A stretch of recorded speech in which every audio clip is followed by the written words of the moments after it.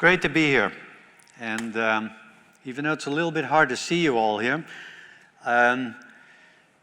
David was referring to that presentation I did on the West Coast last year.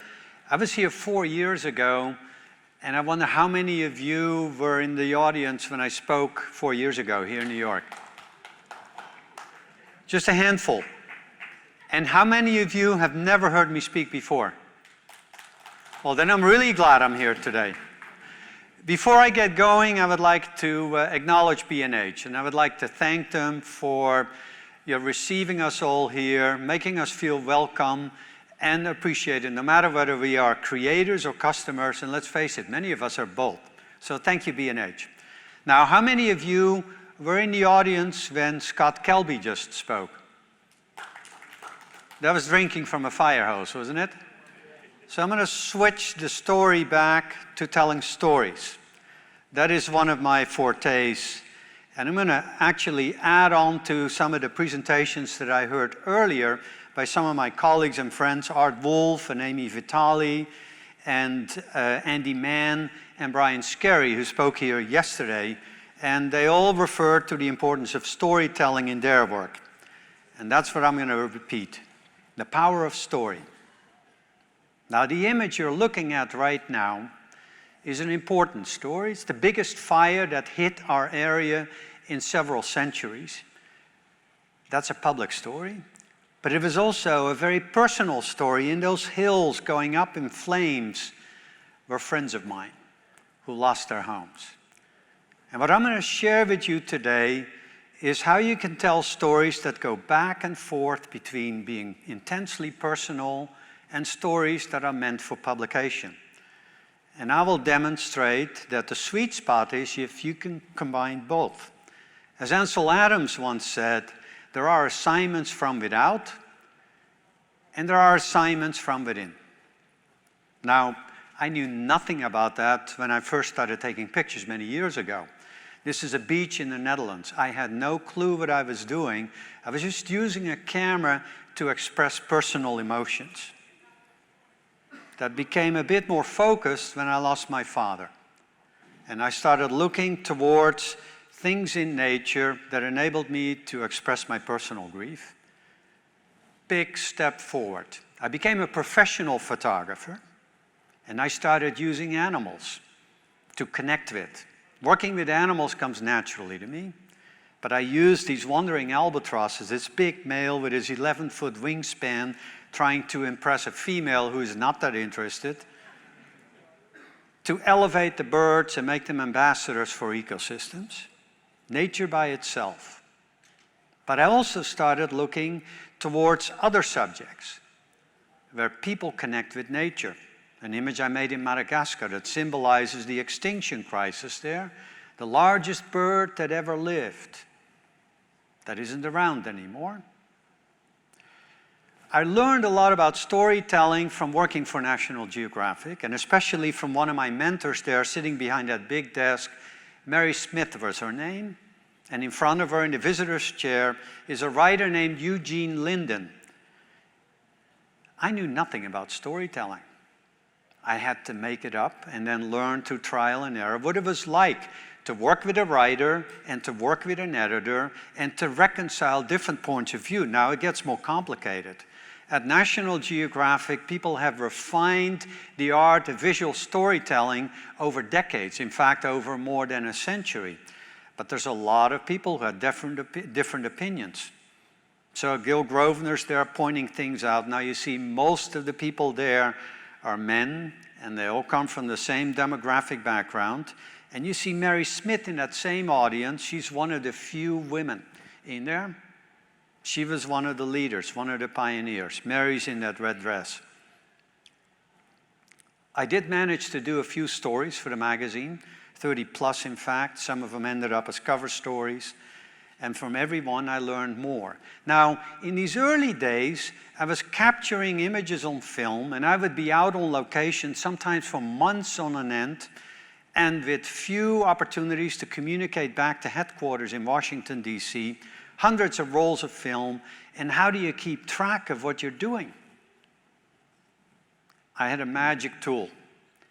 I used a Polaroid back attached to one of my cameras. It's a brilliant device that was engineered by Marty Forscher here in New York City, made for commercial photographers, and I carried that with me. And periodically, I would stop what I was doing and I would shoot Polaroids.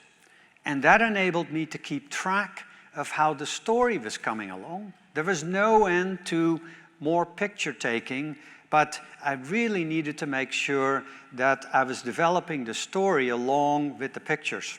So here I'm laying out the story as I saw it develop in my mind's eye, tracking it back to the rolls of film that would get shipped back to Washington, D.C.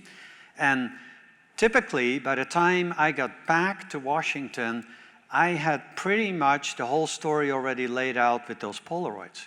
And it made the editing process a heck of a lot easier. Now, while I was doing that in the field, there was a young woman on staff as a writer in the book division who was doing something similar.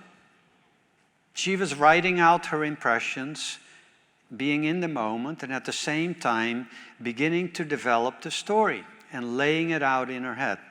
Her name is Christine Ekstrom. We met one day at the Geographic. We kind of liked each other, and we became a team in life and in work. And then our ability to tell stories greatly increased. Writer and a photographer, a dream team, right? But it didn't stop there. We started mixing media. Chris became a videographer. And between the two of us, we were able to tackle more ambitious projects. The stories became more complex and longer, and we started producing books together. Books about species, books about places, books about issues, and so on. I like animals. I gravitate towards them naturally. I work with them intuitively. I'm not a biologist. I regard them as equals, and I try to elevate their profile. But my background is in social sciences. I'm an environmental economist. I was once interested in quantifying the value of nature. There are conflicts between them and us everywhere. Amy talked about that in her work the other day. It's easy to draw people in with images of these cuddly emperor penguins. But now there's another side to that story. Besides ice penguins, there are mud penguins. And how you reconcile that duality in your work, if you're interested in the natural world and you try to be relevant, I think is one of the big questions I would like to share with you. When I moved from the Netherlands more than 40 years ago to California to do research at the University of California, I could not believe what I experienced there. The abundance of nature on the West Coast was light years apart from what I had grown up with in the Netherlands, with 1,000 people per square mile. Here, there's more than 1,000 sea lions per square whatever, it seems. And it reminded me, over the years, as I began to explore the world, more of places like South Georgia or other oceanic islands on the outskirts of Antarctica. The coast of California is really exceptional. Here's an impression of my exuberance as I was heading towards an island near Santa Cruz. On our way to Año Nuevo Island.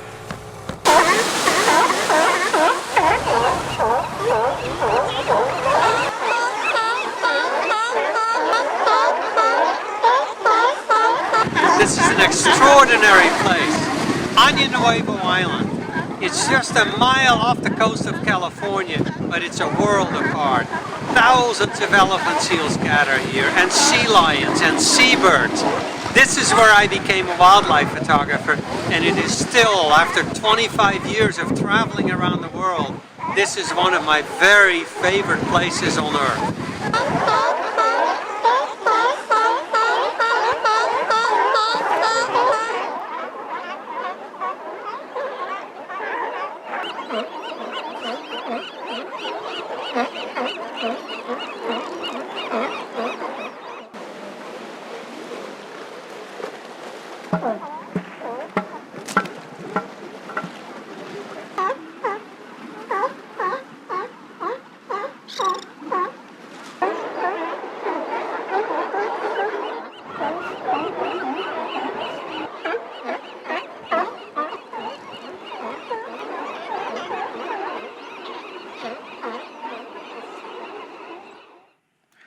tiny island at the northern edge of Monterey Bay. That video's made by Chris, by the way.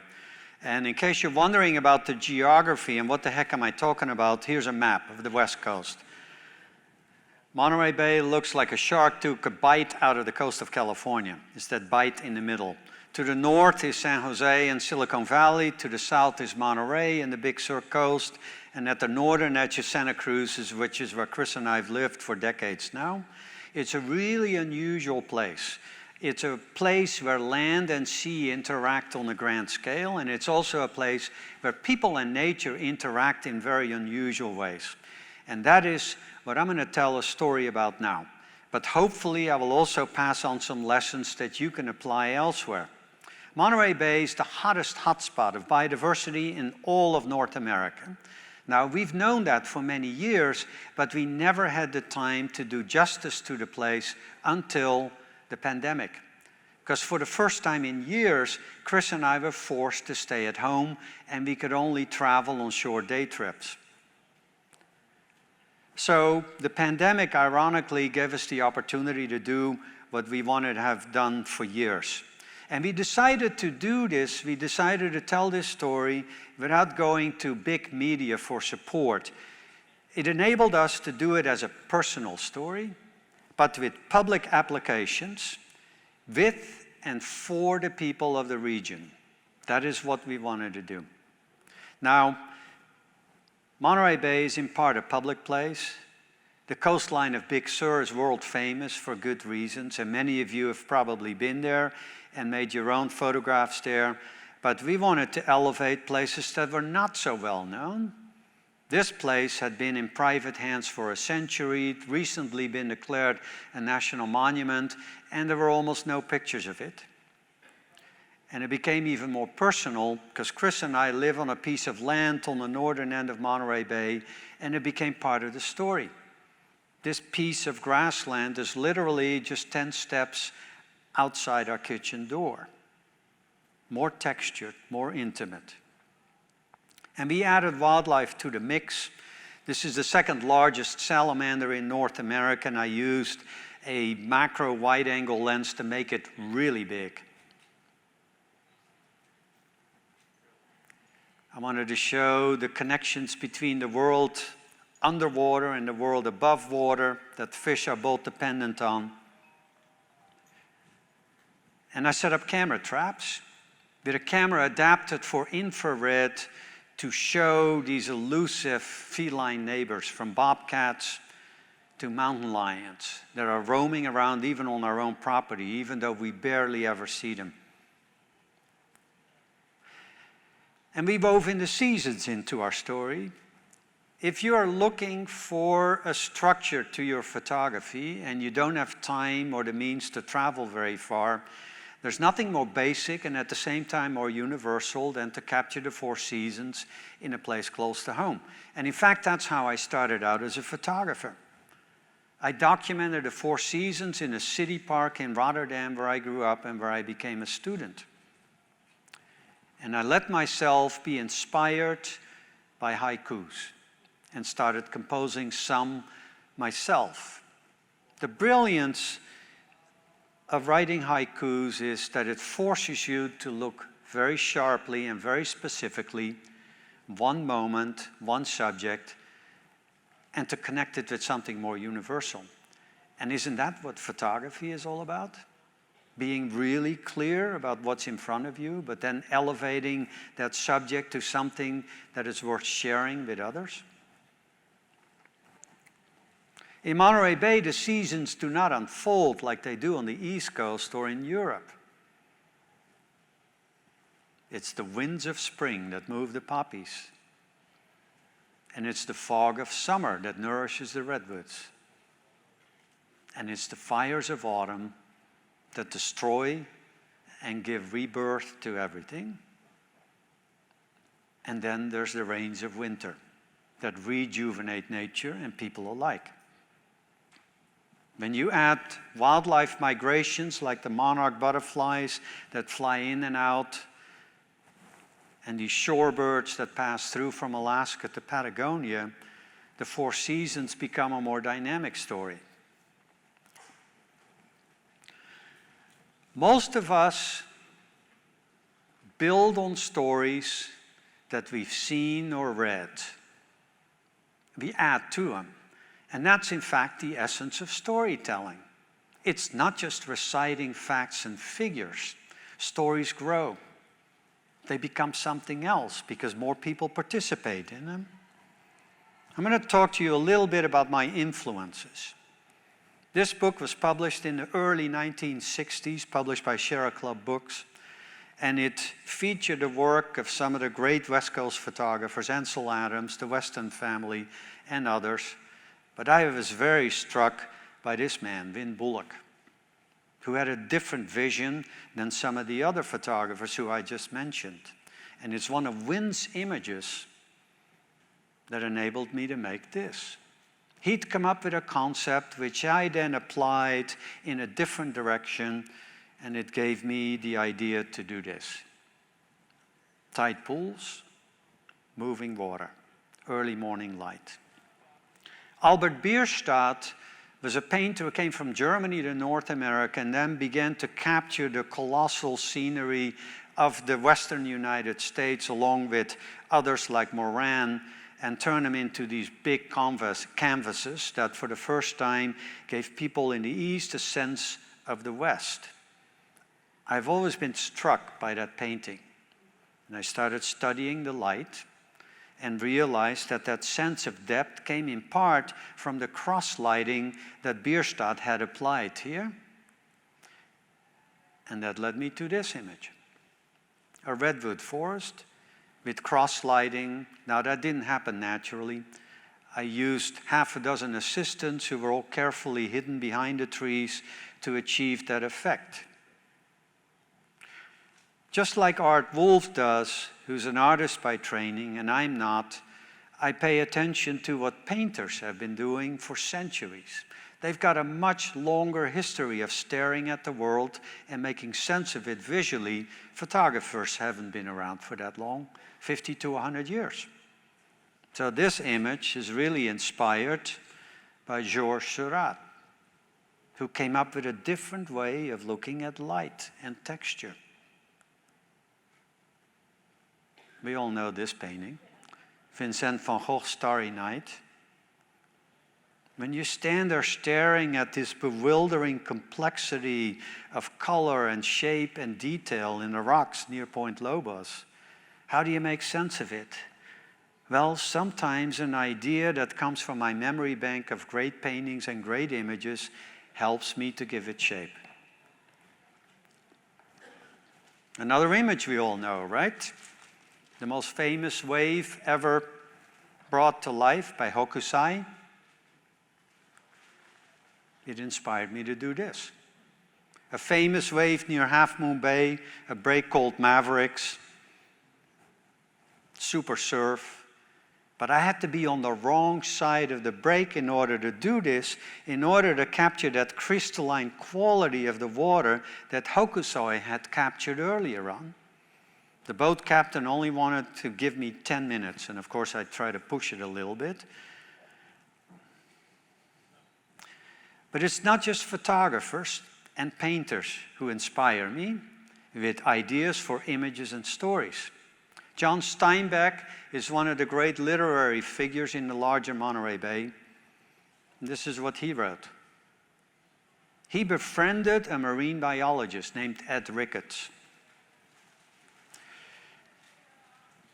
Steinbeck's observation was in the back of my head when I was looking for compositions and meaning in a tide pool. This is where Ricketts and Steinbeck did a lot of drinking and philosophizing, and they were joined by this man, Joseph Campbell, a philosopher. We need myths. His book, The Power of Myth, was very influential for a filmmaker whose name we know all, George Lucas. He absorbed the ideas from Joseph Campbell to connect an individual story with the universal that led to Star Wars. Now, where were the photographers in this heady mix of a writer, a biologist, and a philosopher? Well, In those days, the late 40s, the early 50s, Ansel Adams was active there, and Brett Weston, along with Edward, was working along the Monterey Bay coast. I gasped when I first saw this image. I could not believe how it was made and where it was made. Well, in those days, when Brett Weston was exploring compositions between light and shadow, there were no other people visiting that beach along the Big Sur coast. But now, it's a public destination. That private exploring of the natural world that happened in the 1940s and the 1950s when there were only a handful of photographers, and photography was an arcane craft that involved difficult equipment and even more arcane processes in a darkroom, has been completely upended by changes in the photographic industry. And now Peter Joseph can do this on that same beach. The techniques are no longer a secret. They're right there. And Meng Ying, from a totally different cultural background, does a different image, even though he stands right next to Peter. And then there's Ravi, who turns his camera around and looks inland and sees this. And I'm next to him and I see that, a volunteer eradicating invasive species from that same grassland. Different points of view. All of these things happen at the same time in the course of a photographic workshop. Photography has changed from being a solitary activity to something that is being practiced socially and collaboratively. How many of you have ever participated in a photo workshop, either as a participant or as a teacher? I think it proves my point. Things are very different now. I love to teach photography. I'd like to pass on my knowledge. I love to see photographers grow and also learn from them. It's a really magical process. And I invite you all to join me sometime for a workshop in the Monterey Bay or for one of our virtual experiences. Everyone leaves smiling. Photography is very different today. We can put sensors on anything and everything. And then an ROV becomes a photographer, tethered to a cable steered by multitudes of people staring at screens. It's like they're directing something on another planet. And that led the Nautilus people to probe into the depths of Monterey Bay and see and document this, a dead whale, more than 10,000 feet below the surface, being feasted upon by bizarre creatures for years on end. That's photography too. Using sensors to make the unseen visible. Now, at the other end of the spectrum is this. If you're interested in what's happening in the world today, like Christine and I are, it is really helpful to look back in time and to pay attention to what other photographers have done 50 to 100 years ago. So for our Monterey Bay project called Bay of Life from Wind to Whales, we incorporate these other points of view that visualize what happened to the great whales 100 years ago, slaughtered until there were none left. What happened to the fish? The industrial canneries at Cannery Row. The fish disappeared in 50 years. The great redwoods hacked into pieces. We went from primeval forest to nothing but that, also in just 50 years. It wasn't just the environmental change that was brutal from the time of the gold rush until the early 20th century. The cultural changes were just as brutal and just as swift. This is a really important cultural site. This is where Esalen people came together for induction ceremonies. This is where young people became adults. The details we will never know because there's a broken line between the people then and their descendants today. But there is a renaissance. And we incorporated that dimension as well in our vision of Monterey Bay. There's the era of exploitation, and then there's the era of restoration. I heard some of my colleagues talk about that yesterday, and I'll come back to that in a minute. These dancers, these Amamutsan dancers, were bringing back to life a ceremony that had not been seen for more than 2 centuries because of the cultural regression. And we were honored to be invited to document it. For the first time in more than 200 years, they stood there on the cliffs and they sang the salmon back to inspire them to swim upstream and spawn back into a stream from which a dam had been removed. Linda Yamani is that thin thread between her ancestral culture and a group of people that are finding their way back. She single-handedly revived the language. She's a master basket weaver. And we were honored that she took us to a place that only she knows about, where the plants grow exactly in a way that is needed to enable her to weave those baskets. We learned from Linda how different the perspective on the natural world is if you come from an indigenous background. Everything is specific. A plant is not a plant is not a plant.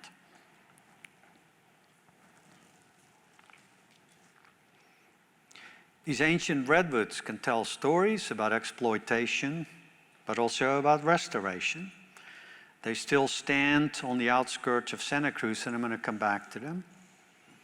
In Bay of Life, we celebrate the restoration.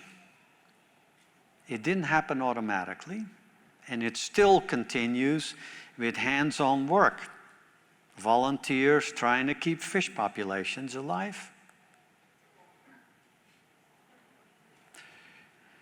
This guy, this young elephant seal, is just holding out on the beach and not quite sure what he's looking at and what he needs to do. After all, he's a subadult male and there's some big bad bulls farther up on the beach. It wouldn't be there if it hadn't been for some legislation that was passed actually in the same year that B&H opens its doors to the public in 1973. In 72 and 73, thanks to lobbyists and activists, the United States Congress passed the Endangered Species Act, the Marine Mammal Protection Act, the Clean Water Act, and the Clean Air Act, all in a period of 12 months. And thanks to that, elephant seals have bounced back. Peregrine falcons have come back from the brink of extinction. Yesterday, some of you probably heard Art Wolf talk about his new book, and I echo what Art was talking about, is that there are a lot of good stories to share as well in the midst of all this planetary upheaval. And I offer up this image of peregrines in full flight. Condors are back, or at least they're trying to come back from the brink of extinction. And if you want to get an idea of how gigantic those birds are, look at that turkey vulture right next to it.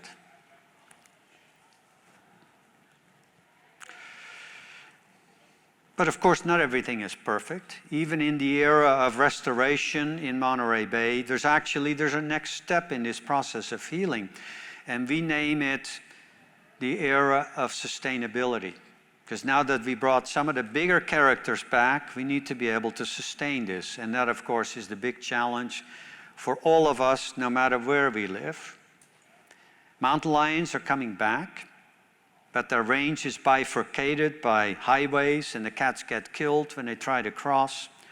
So Chris and I took the initiative 15 years ago to bring together the stakeholders to start discussing the possibilities for an underpass to make it easier for the cats to cross. Amy mentioned yesterday that one of my colleagues, Steve Winter, has triggered a similar project in the LA area thanks to his Hollywood mountain lion photographs. We've done something similar in Monterey Bay. And I'm really pleased to tell you that after 15 years, that underpass is becoming a reality. But it took that amount of time to convince politicians. Thank you. It took that amount of time to convince politicians and to show them that it could be done, and of course to convince Caltrans, which had a very particular way of, no, we don't do this. We build roads. We don't build underpasses for animals. And now they're just as proud of it, and they're asking, where can we do the next one? Bringing people over to your side on the basis of stories and show them new solutions. After working around the world for more than 30 years, doing all these stories for the Geographic, doing all these books that dealt with the planet as a whole or places beyond our horizon, this has been very gratifying to sink our roots even deeper locally, to work with small nonprofits who are cleaning up wetlands. On a Saturday morning, everybody shows up. And my goal is not to make great photographs here. In fact, I want to do the opposite, because we're producing content for their brochures. And they don't want artistic pictures. They just want to show what is happening there. In this era of rapid change, you never know when your images may become part of a historical record. One day, we were out with this biologist who wanted to examine this local ecosystem where a lot of rare plants occur at the northern end of Monterey Bay.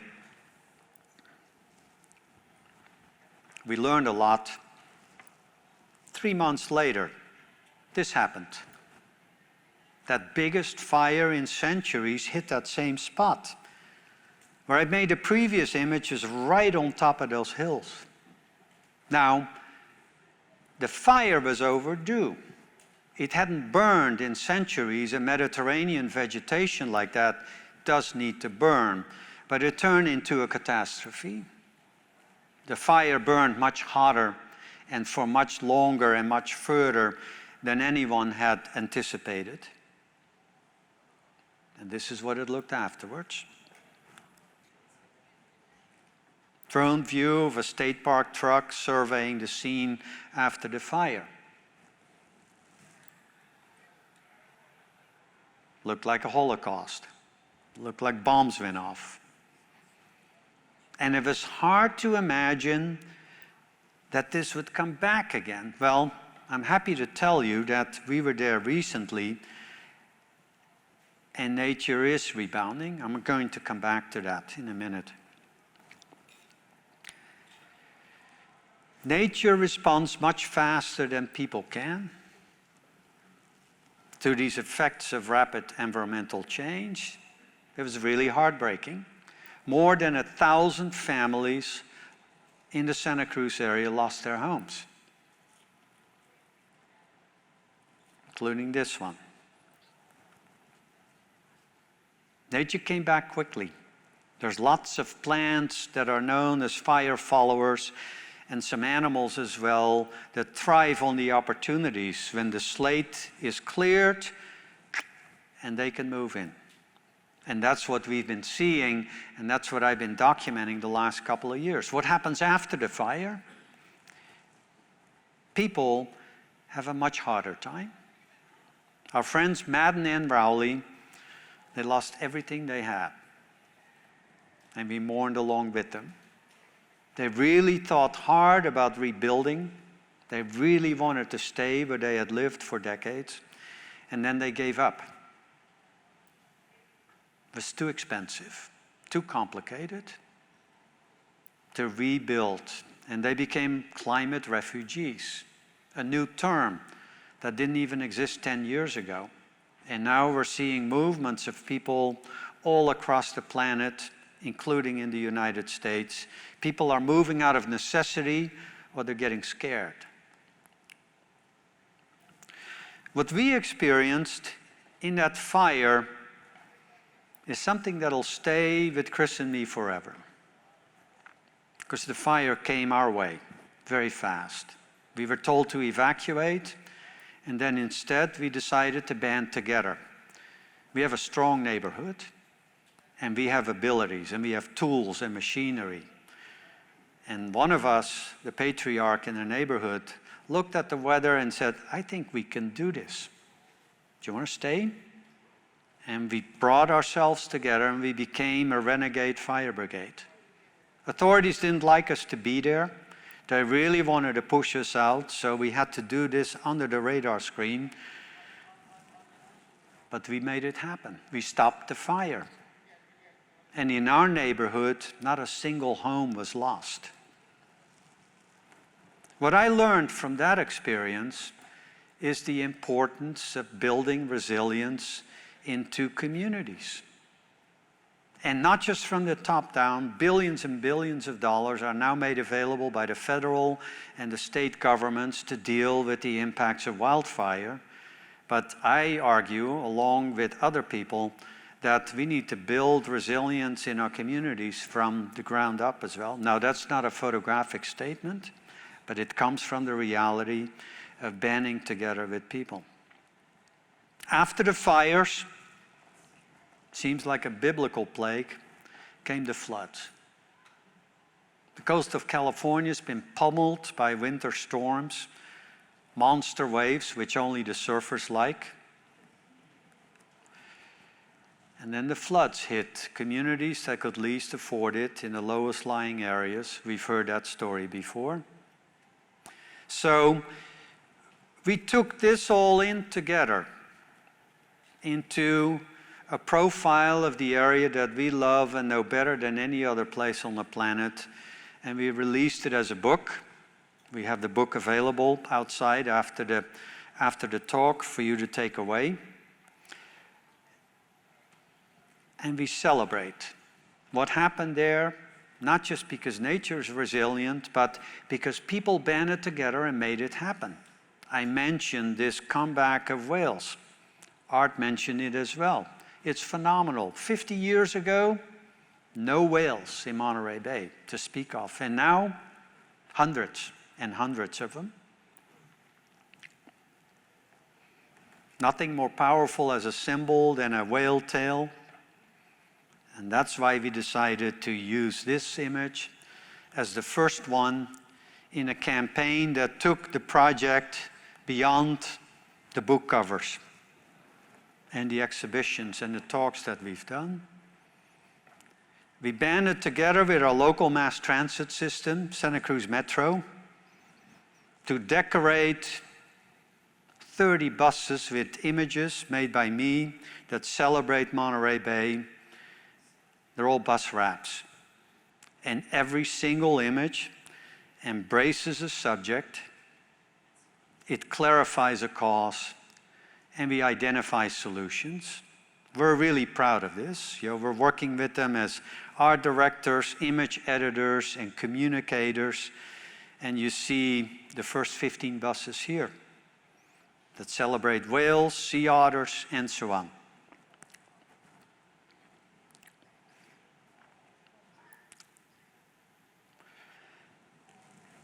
Even more powerfully, Santa Cruz Metro's come up with a way to give the bus riders a stake.